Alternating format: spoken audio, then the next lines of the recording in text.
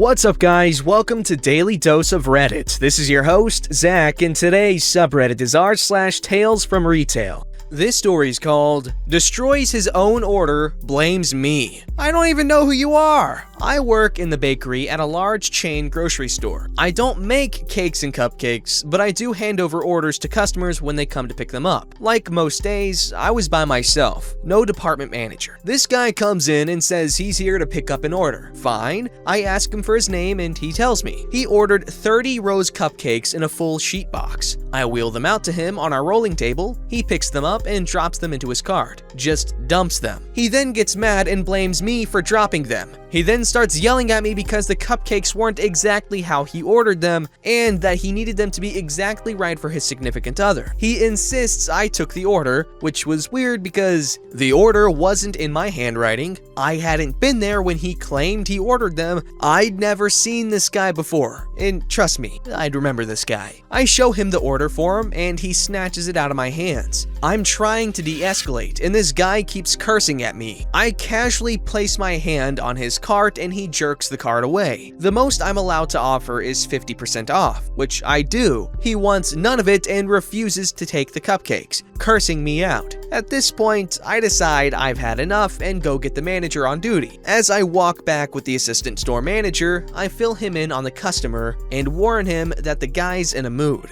When the assistant store director and I get back to my department, customer has the box open and is messing with the cupcakes. Assistant store director introduces himself and asks what the problem is. I stand next to the counter with my best poker face on. Customer explains that he ordered them just so, that I took the order, that I dropped them, yada yada. Assistant store director offers the customer the cupcakes free of charge if he will leave now. Customer refuses and curses us out again. I'm never coming to store again, and leaves without the cupcakes. Assistant store director and I just look at each other. I told you he was something. Assistant store director leaves and I wheel the cupcakes back into my department. All the adrenaline I'd been holding back released because I was concerned this guy was going to get violent. I know some martial arts, but I don't know how I'd fare against an angry fat guy who looks like he works with his hands. All the yelling and cursing and snatching things away had put me on edge. Once my hand stopped shaking, I made a note explaining why the cupcakes were still here and went back to work. About 15 minutes later, the phone rings. Guess who it is? I want to talk to the bakery manager. She's not in today, as I told you earlier. Well then who the did I talk to? That would be assistant store director, the store manager. Let me talk to him. I transfer him. A few minutes later, assistant store director pages me to the office. I was a little concerned, but nothing I couldn't explain. Assistant store director gestures for me to take a seat. You're not in trouble. The customer called back and asked if the offer of free cupcakes was still valid. I told him that they are not for sale to him at any price, and if he talks to any of us like that again, he will be banned from the store. I'm gonna have you write a statement and sign and date it in case he goes to corporate. I do so, and then wrote his statement on my paper and signed it. We chatted for a few minutes about it, and I went back down. The whole incident was caught on camera, further corroborating our accounts. Nothing ever did happen. I did keep a broomstick within easy reach just in case he came back for vengeance, ruining his whatever. But I never saw him again. I was grateful assistant store manager is a super chill guy who had my back the whole time. He saw a customer messing with the cupcakes and saw that he was trying to make me look worse. We did everything right. We were calm and polite. He was looking for a fight. I'm just glad it happened to me instead of my more timid coworker who sometimes has my shift. I can take abuse with a straight face. I don't know how she would have fared. We ended up selling the non-damaged cupcakes individually in the case to get rid of them, so it wasn't a total loss for us. Assistant store director got assigned to another store a few months ago, but he's still the best assistant store director I have ever had, and he is missed. And that was the only time I was concerned I was going to get in a fight at work. I've never gotten in a fight at work before. However, one of my coworkers got punched in the face by a woman when he tried to break up a fight between them. And, however, there was this one guy that was digging through our dumpster, and I told him he had to leave, and I had a crowbar with me just in case. It was up my sleeve. And he was getting kind of hostile towards me, but I was like, dude, get the hell out of here before I call the cops. And he eventually backed away. He kept saying, I've got a knife, man. But I didn't believe him. That was probably really stupid of me, though.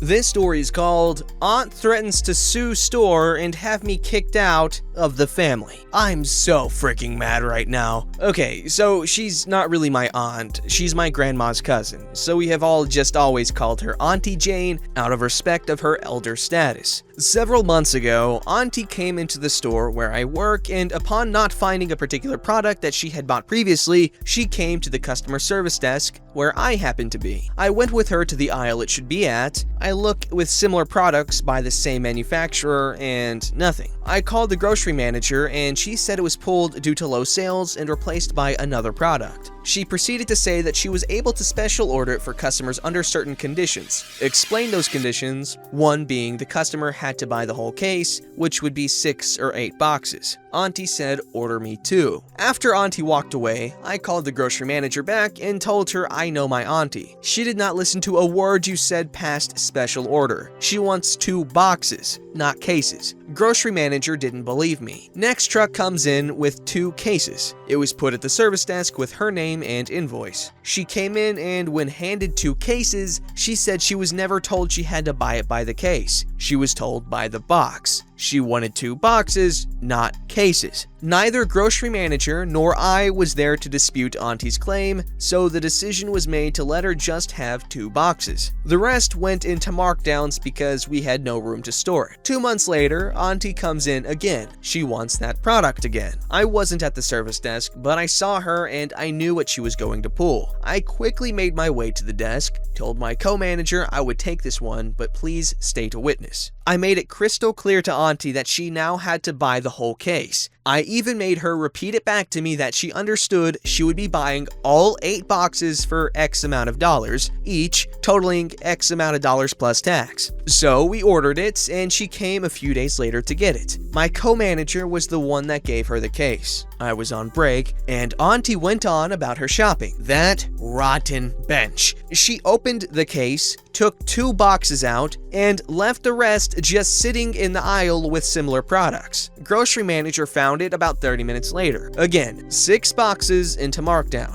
That is now 20 boxes that went into markdowns, which is 75% off regular retail price. Grocery manager says Auntie cannot special order unless she pays up front. She asks if anyone has contact information for her. Of course, I do. Grocery manager calls her and informs her of the need for prepayment. Auntie is not happy, but finally says she understood. Her name is put on the list of people who must prepay on special orders. Funny, Auntie didn't come into the store for a few months and avoided me like I had the plague at her holiday dinner. She came in today though. I was stocking tobacco products and happened to see her leaving the service desk. Oh, hell no. I immediately went and pulled the special order book to see if she paid. I didn't find an order for her, but I just had a feeling. I looked again, and there it is. She ordered it under her daughter's name. I called grocery manager and showed her. By now, she believes me that this woman is my auntie, so she sees what is going on. I went with grocery manager to find Auntie. We also took the store manager with us. When confronted, Auntie swore her daughter did, in fact, want a case of it. Auntie was told straight up we knew what she was attempting to pull and she had to pay or the order would be canceled, and it would now be in the book to not order this product for anyone. She again said it was for her daughter. I said I was calling her daughter and pulled out my phone. Oh my sweet Lord. My auntie turned into a raging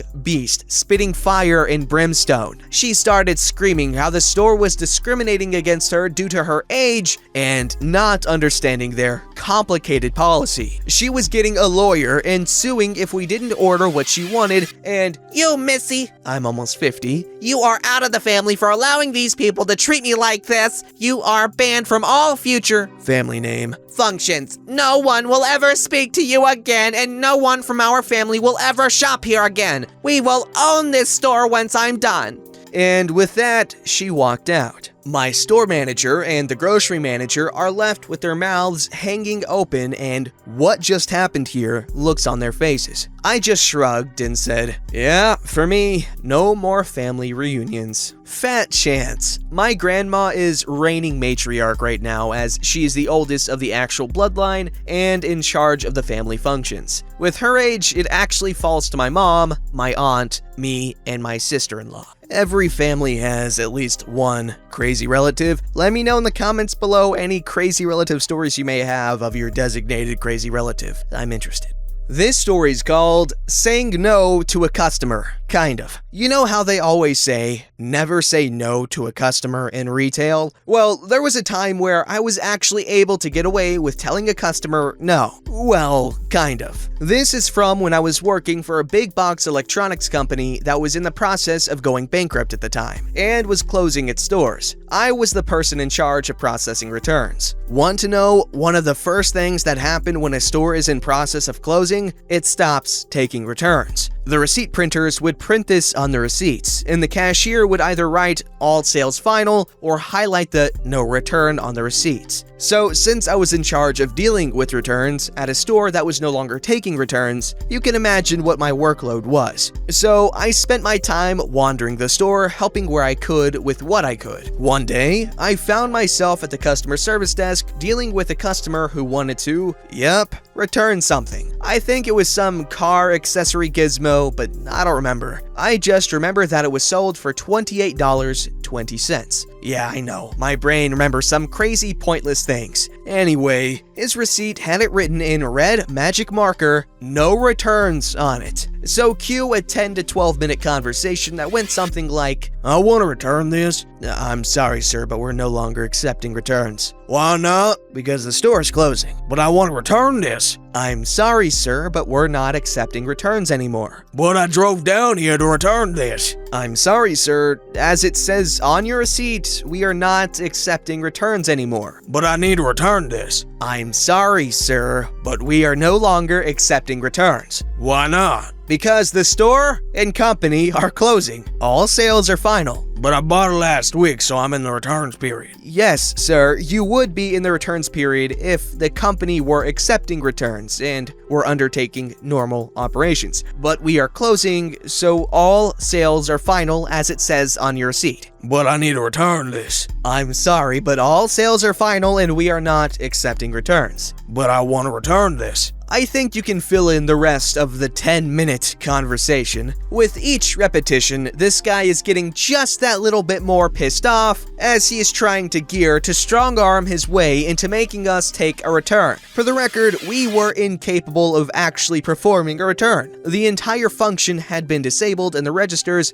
so beyond taking an item, throwing in a corner, and waiting for the inventory mismatch, it would pop up as in 3 weeks, stealing $28.20 from a register and handing it to him. There was nothing we could do. So this isn't a case of we were choosing to not take a return or anything like that. Finally, this guy decides we've hit that magical point where he can get away with asking to see a manager and make the request to see the manager. While I was technically a supervisor and not a manager, I was emboldened by the reality of the store closing. I literally had 3 weeks left in the job, had no performance incentives, got paid by the hour, and already had my schedule for the next 3 weeks confirmed. I don't think it was possible to be fired at that point. So I opted to have some fun. I turned around right in front of him, clasped my hands together behind my back, put on the fakest smile I could summon the energy to do, turned back around to face him and said, "Hello, sir, I'm the manager. How can I help you?" In the absolute most obscenely brainwashed worker drone that has been trained to be as cheerful and happy as they anatomically can be, tone I could think of at that time.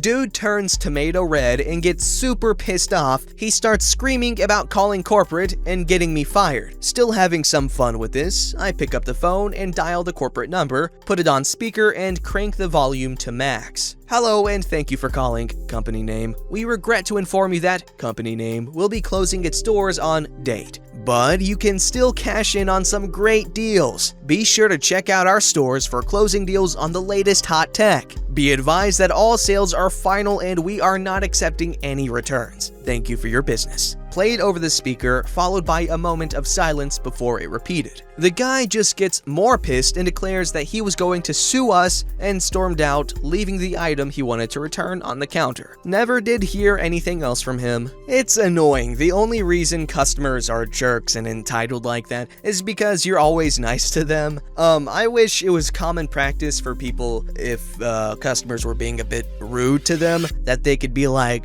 get the hell out of here. Because you know what? That would solve a lot of problems, and you would get this reputation of being genuine and very nice to people that deserve it, and someone who doesn't tolerate bullcrap from bad people, and it honestly would just make the shopping experience there a lot more pleasant. However, people are worried about losing business. But that's how you build a loyal consumer base. Don't forget to like, subscribe, and hit that bell to never miss an episode.